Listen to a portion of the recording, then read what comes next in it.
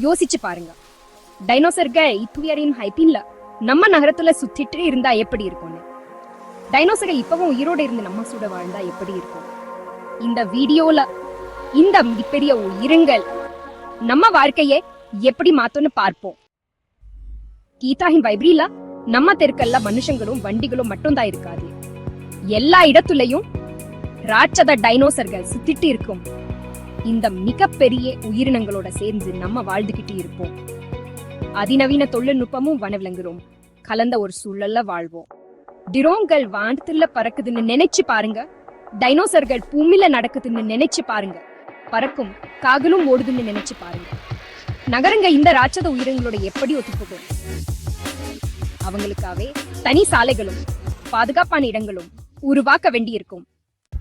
காட்டுல டைனோசர்கள் அவங்களோட இயற்கையான வாழ்விடத்துக்கு திரும்பி வரும். காடுகளும் பாலைவனங்களும் பழங்கால உயிரினங்களுக்கு பாதுகாப்பான இடங்களா மாறும். மனிதர்கள் புது சூழல்ல வாழ்ந்து டைனோசர்களை தொலைவில் இருந்து பாதுகாக்கப்பட்ட காடுகளை பார்ப்பாங்க. டைனோசர்களை ஆச்சரியமான உயிரினங்களா மட்டும் இல்லாம விவசாயத்துக்கும் உதவி பண்ணும். பெரிய டைனோசர்கள் விவசாயத்துல உதவி பண்ணும். விளை பொருட்களை சுமந்து போகும். மண்ணோட வளத்தையும் மேம்படுத்தும்.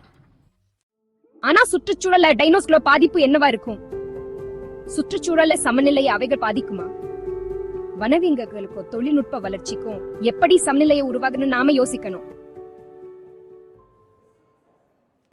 கடைசியா தாய்ஹைத்து ஆச்சரியங்களால நிறைஞ்ச ஒரு அற்புதமான காலகட்டமா இருக்கும். மனிதர்களும் டைனோசர்களும் சேர்ந்து வாழும் ஒரு உலகம்.